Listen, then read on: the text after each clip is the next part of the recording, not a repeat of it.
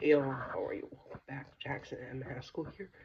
So the quick announcement is that the video coming after this, on October 14th, we're going to be talking about Goosebumps Series 2000's Book 2, which I believe is Bride of the Living Dummy, which is really cool. And this video coming on the 13th, which I'm filming right now, we're actually talking about Freddie's Nightmares, season 2, which is cool, which is also the finale season. I am pleased to announce, next Let's Talk Horror content, October 15th, we're covering next movie, which is Friday the 13th 5, which is cool. Then October 17th, TV show wise, we're going to be starting Friday the 13th TV show overview, which is really cool. And here we go. This is season 2, finale season of Freddy's Nightmare. This season consists of 22 episodes. So here we go. First episode is Dream Come True. It was directed by George Kaczender. He directed 26 films, which is cool, and written by Tom Blomquist. October 9th, 1989. A therapist who tries to help a boy suffering from repeated nightmares about Freddy Krueger winds up dreaming about the killer as well. Meanwhile, a cameraman who settled a question of Freddy's existence for good gets drawn to his own news story. Okay, next episode. Number 2, Heartbreak Hotel. It was directed by William Malone, House of Haunted Hill, Scared to Death and Fear.com, and written by Jonathan Glassner. Glassner, first time we're talking about him, known for Stargate SG-1, where he was executive producer. Also, Outer Limits. October 16th, 1989. A tabloid reporter and still interviews who has been fabricating are coming true when he is sent to field to write a story about Elvis sighting and amnesiac whose memories return in bits and pieces of ways that he may have killed someone. Next episode, Welcome to Springwood, episode 3, directed by Ken Wiederhorn and written by A.L. Katz and Gilbert Adler. October 23rd, 1989. Ken Wiederhorn. Shockwaves, Return of the Living Dead Part 2, Yours and Eyes of a Stranger, Meatballs 2, A House on the Hill.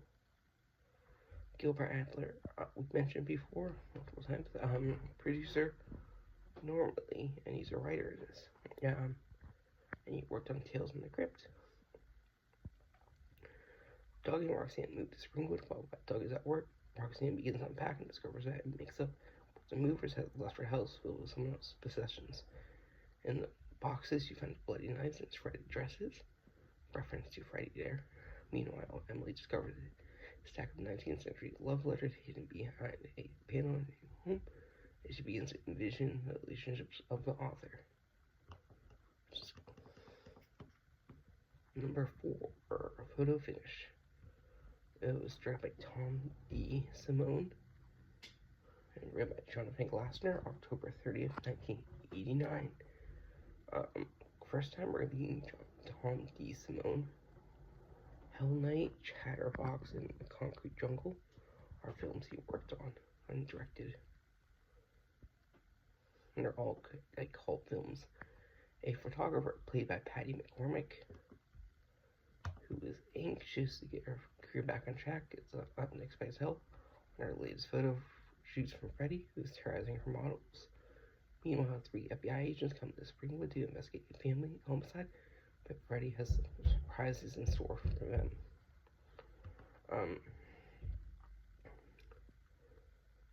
So, Patty McCormick, she played Rhoda Penmark in The Bad Seed.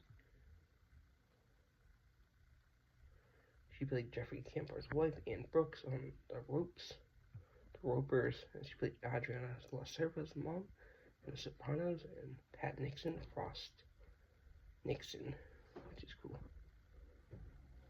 Frost/Nixon, sorry.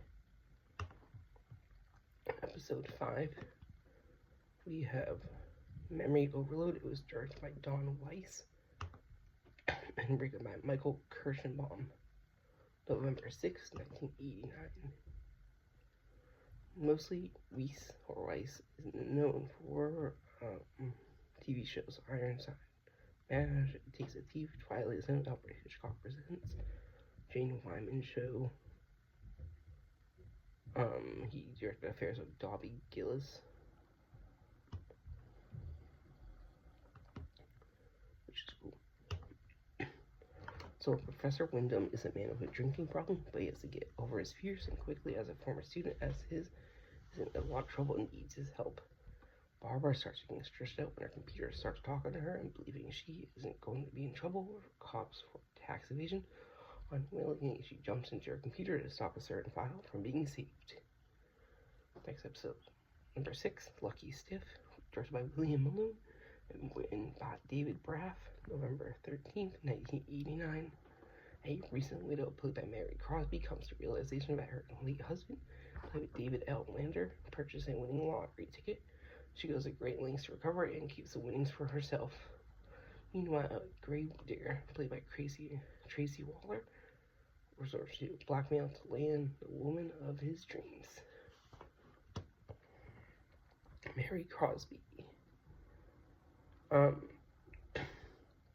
only daughter of Bing Crosby and Catherine Grant, Kristen Shepard in Dallas. David Lander played Squiggy in Laverne and Shirley. Tracy Walter,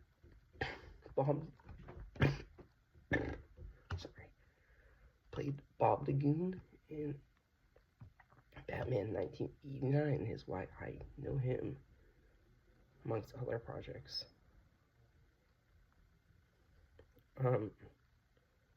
We've seen him before in other stuff.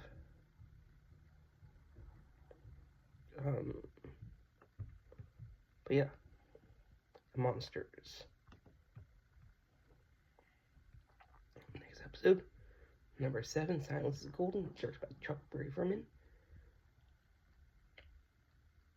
and ran by Jonathan Glassner, November 20th, 1989. Chuck Braverman, documentarian. Curtain Call, which is the only one I know from him. After accidentally assaulting a mime, obnoxious radio jockey Rick Rake is tormented by the clown. Meanwhile, it turns out that the mime is also a burglar who learns that the last people he robbed were also killed. Next episode, Bloodline. Bloodline is directed by James Quinn and by Gilbert Adler and A.L. Katz. November 27th, 1989. James Quinn, Last Waltz. Gremlins, Smokey and the Bandit, where he was all assistant director. Escaped convict, played by Mark Alamo, returns home to retrieve the money he had hid from a bank robbery and discovers his son is bitter and his wife, Cherie, played by Cherie North, has lost her mind. Later, a couple played by Chris Nash and Ruth DeSouza illegally adopt a baby, but as the little girl, played by Irina Cashin grows, her new parents come to realize she may be evil. Mark Alamo plays Gul Dukat, the recurring villain in Deep Space Nine, and Cherie North. She was intended to be a successor to Marilyn Monroe, but I don't recognize her. Monkey Dreams, in a follow-up to Memory Overload. Monkey Dreams, directed by Robert Englund and written by Michael Kirschenbaum. December 4th, 1989, in a follow-up to Memory Overload, a gambling lab researcher must race to complete his work before his boogies and forces to show up to collect. In the second half, another researcher has nightmares about treatment of a chimpanzee test subject. Robert Englund, I forgot to mention, is Freddie Krueger.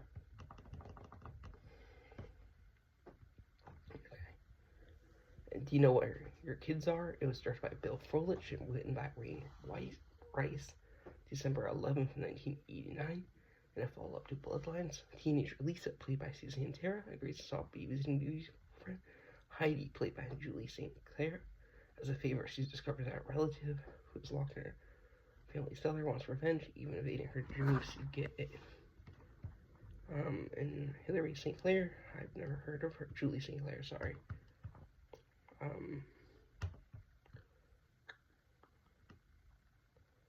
Don't really know her, but breaking the line.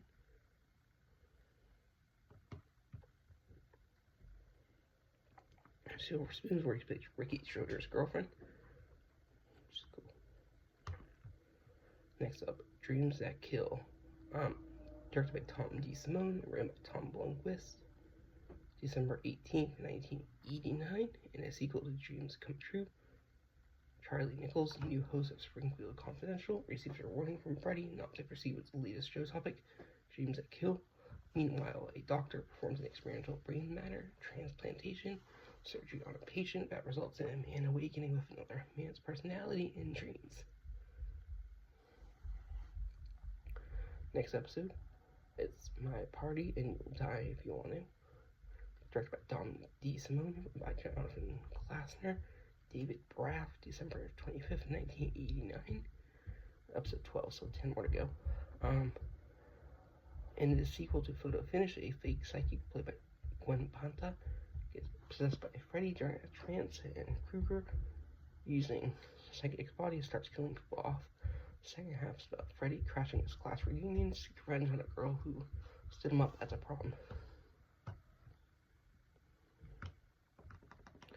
Next episode, What You Don't Know Can Kill You, directed by Ken Wiederhorn, written by Jonathan Glassner, January 8th, 1990. For Tetris psychiatrist who hypnotizes and seduces female patients is caught in an act by a colleague, so he hatches a devious plan to get her out due in time. Meanwhile, the dyslexic man who accidentally murdered a psychiatrist under a trance is convinced by his girlfriend to undergo surgery after his appearance. They face the choose also belongs to a mobster. Next episode, number 14. It was Easy Come, Easy Go, directed by William Malone, written by David Braff, January 15th, 1990.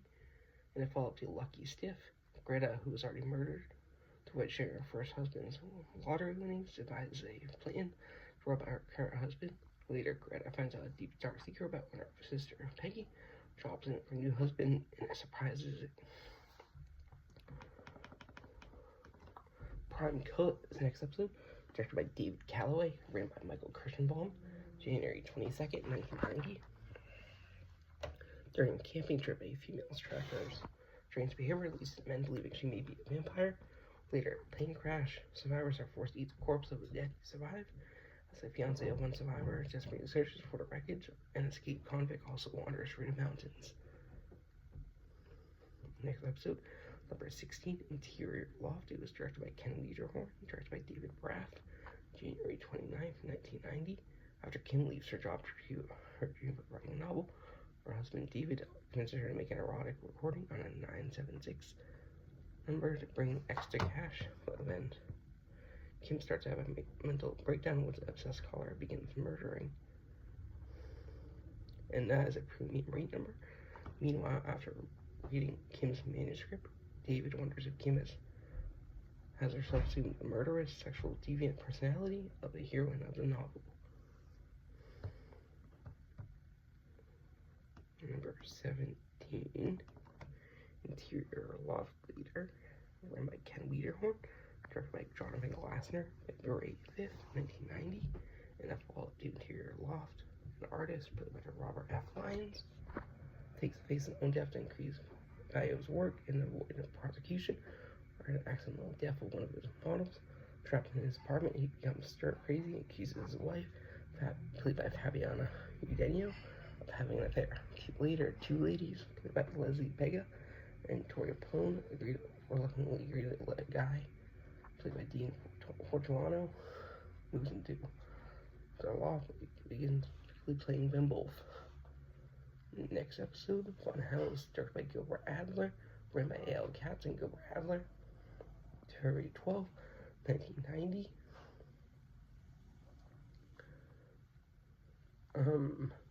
In a follow-up to Welcome to Springfield, a couple moves into a house that was allegedly haunted, but after a few strange occurrences, the wife realizes who the ghost is. Later, another couple moves into the house and forms the most unusual relationship with the moving man. Next up,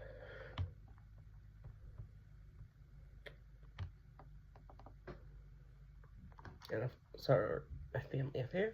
It was directed by Keith Samples and written by David Braff. And it came out February 19, 1990. I don't recognize Mr. Samples. Above Suspicion, Big Night, If Smile Like Yours, Election, Single White Female, 2, Psycho.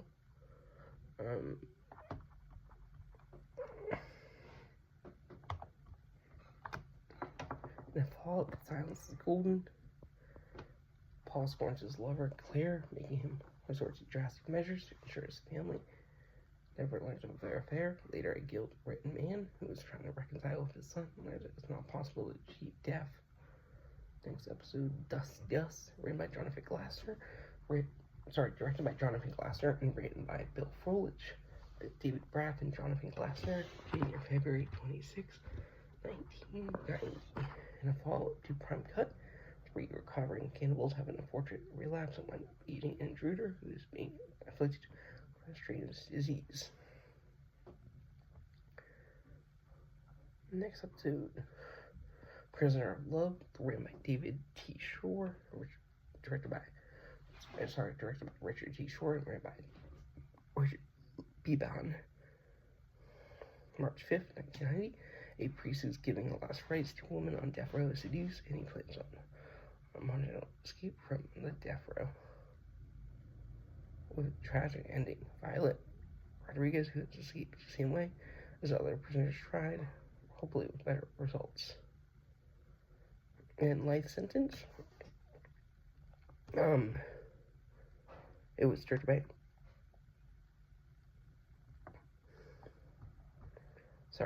by Anita Addison and written by David Zuckerman. Let's talk about both of them. March 12, 1990. Anita Zuckerman sadly would have passed away in 2004.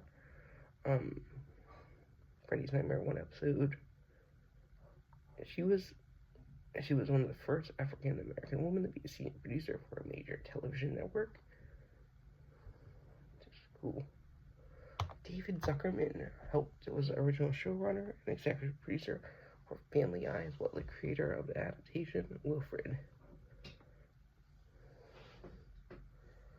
He worked on King of the Hill, which is cool, and An American Dad, amongst other projects, which is cool.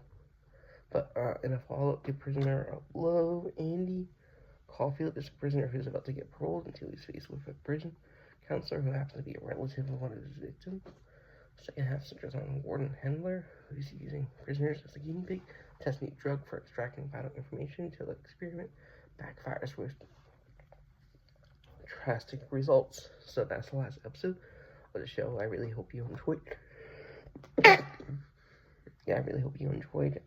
Like I said, the video coming after this on October 14th, we're going to be talking about Goosebumps Series 2002.